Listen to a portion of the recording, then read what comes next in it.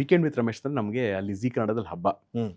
Next ಯಾರು ಬರ್ತಾ ಇದ್ದಾರೆ ಅವರ ಬಗ್ಗೆ ಒಂದು ರಿಸರ್ಚು ಹ್ಮ್. ಮತ್ತು ಅದರ ಶೂಟ್ ಎಕ್ಸ್ಪೀರಿಯನ್ಸು, ಆ ಎಲ್ಲ ಆಸ್ಪೆಕ್ಟಲ್ಲೂ ಅದನ್ನು ನಾವು ಹುಡುಕ್ತಾ ಹೋಗ್ತಾ ಇರ್ತೀವಿ.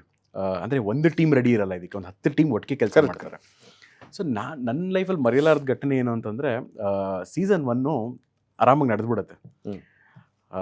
ಶುರು ಮಾಡ್ತೀವಿ, ಅದಕ್ಕೊಂದು ಒಳ್ಳೆ ರೆಸ್ಪಾನ್ಸ್ ಬರುತ್ತೆ. ಯಶ್ ಅವ್ರು ಇರ್ತಾರೆ, ಅಪ್ಪು ಸರ್ ಇರ್ತಾರೆ, ಸಾಕಷ್ಟು ಒಳ್ಳೊಳ್ಳೆ ಸೆಲೆಬ್ರಿಟೀಸ್ ಬರ್ತಾರೆ ಆ್ಯಂಡ್ ಸಾಕಷ್ಟು ಮೋಟಿವೇಶ್ನಲ್ ಕ್ಯಾರೆಕ್ಟರ್ಸ್ ಬರ್ತಾರೆ. ಅಲ್ಲಿ ನಡೆದು ಹೋಗುತ್ತೆ. ಸೀಸನ್ 2 ಏನಪ್ಪ ಮಾಡೋದು? ನನ್ನ ಎಕ್ಸ್ಪೀರಿಯನ್ಸ್ ಇದ್ದಾರೆ, ನಾನು ಹಂಗೆ ಅಂದ್ಕೊಂಡು ಎಕ್ಸ್ಪೆಕ್ಟು ಮಾಡಿರಲಿಲ್ಲ. ಅಫ್ಕೋರ್ಸ್ ನಾವು ಎಲ್ಲ ನೋಡ್ತಾ ಇದ್ದಂಗೆ ಅಂಬರೀಷ್ ಸರ್ ಬರಬೇಕು ಅಂತ ಒಂದು ಫೇಸ್ಬುಕ್ಕಲ್ಲಿ ನಮ್ಮ ಕಮೆಂಟ್ ಬರುತ್ತೆ. ಸೀಸನ್ 1 ನಡಿವಾಗಲೇ ಬರ್ತಾ ಇರುತ್ತೆ.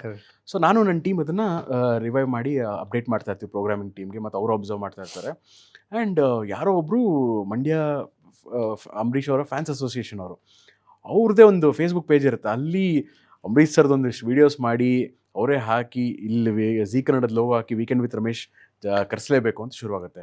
ಸೊ ಸಾಕಷ್ಟು ಪ್ರಯತ್ನ ಪಡ್ತೀವಿ. Ambareesh sir first ಒಪ್ಕೊಳ್ಳಲ್ಲ.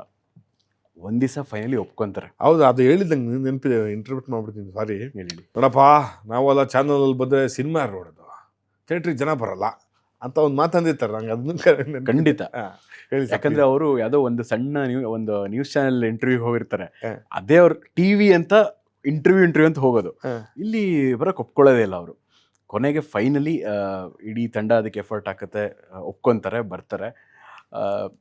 ಹೆಂಗಿತ್ತು ಅಂದರೆ ನಮಗೆ ಮಿರಾಕಲ್ಲು, ಅವ್ರು ಬರ್ತಾರೆ ಅಂತ ಈಗ ಏನಾಗುತ್ತೆ, ಒಂದು ಕಾರ್ಯಕ್ರಮ ಆದಮೇಲೆ ಅದರ ಪ್ರಚಾರ ಶುರುವಾಗುತ್ತೆ, ಅದರ ಇಂಟೆನ್ಸ್ ಶುರುವಾಗುತ್ತೆ. ನಾವು ಈ ಥರ ಬಂದಿದ್ದಾರೆ, ಇದು ಕಾರ್ಯಕ್ರಮ ಇಷ್ಟು ಗಂಟೆಗೆ ಪ್ರಸಾರ ಆಗುತ್ತೆ, ಇದು ಅವ್ರು ಬರ್ತಿದ್ದಾರೆ ಅಂತ ಗೊತ್ತಾಗಿದ್ದೇ ಒಂದು ಸಣ್ಣ ಒಂದು ಇನ್ಫಾರ್ಮೇಷನ್ ಹೋಗುತ್ತೆ ಥ್ರೂ ನಮ್ಮ ಫೇಸ್ಬುಕ್ ಪೋಸ್ಟ್ ಆಗಿರಲಿ ಅಥವಾ ಒಂದು ಸಣ್ಣ ಹಿಂಟ್ ಆನ್ ಪ್ರೋಮೋ ಆಗಿರಲಿ ಹೋಗುತ್ತೆ. ನೀವು ನಂಬಲ್ಲ ಶ್ರೀಧರ್, ಆಲ್ಮೋಸ್ಟ್ ಅವತ್ತಿಂದನೇ ಎಲ್ಲ ನಮ್ಮ ಮೀಡಿಯಾ ಸ್ನೇಹಿತರಿಂದ ಕಾಲು, ಸರ್ ನಮ್ಮನ್ನ ಅಲೋ ಮಾಡ್ತೀರಾ ಒಳಗಡೆ, ನಾವು ಬರ್ಬೋದಾ, ಅಂಬರೀಷ್ ಅವ್ರ ಎಪಿಸೋಡ್ ನೋಡ್ಬೋದಾ, ನಾವು ಶೂಟ್ ಮಾಡಲ್ಲ ಬಟ್ ಅದು ನೋಡ್ತೀವಿ, ನಮ್ಗೆ ಇಷ್ಟ ಅಂತ. ನಾವು ಅನ್ಫಾರ್ಚುನೇಟ್ಲಿ ಆ ಮೂಮೆಂಟಲ್ಲಿ ಅದು ಕಂಪನಿ ಪಾಲಿಸಿ ಒಪ್ಕೊಳ್ದೇ ಇರೋದ್ರಿಂದ ನಾವು ಬಿಟ್ಟಿರಲ್ಲ ಅವ್ರನ್ನ. ಬಟ್ ಆ ಶೂಟೆಲ್ಲ ಚೆನ್ನಾಗಾಗುತ್ತೆ, ಎಕ್ಸೈಟ್ಮೆಂಟ್ ಇರುತ್ತೆ. ಆ್ಯಂಡ್ ಅವ್ರು ನೇರ ನೋಡಿ ಎಲ್ಲರನ್ನೂ ಒಂಥರ ಹುರಿದುಂಬಿಸುತ್ತೆ. ರಮೇಶ್ ಸರ್ ತುಂಬ ಆಶ್ಚರ್ಯಪಟ್ಬಿಟ್ರು ಆ ಮೂಮೆಂಟಲ್ಲಿ, ಅಷ್ಟು ಚೆನ್ನಾಗಿರುವಂಥ ಒಂದಷ್ಟು ಮಾತುಗಳು ಆಡ್ತಾರೆ.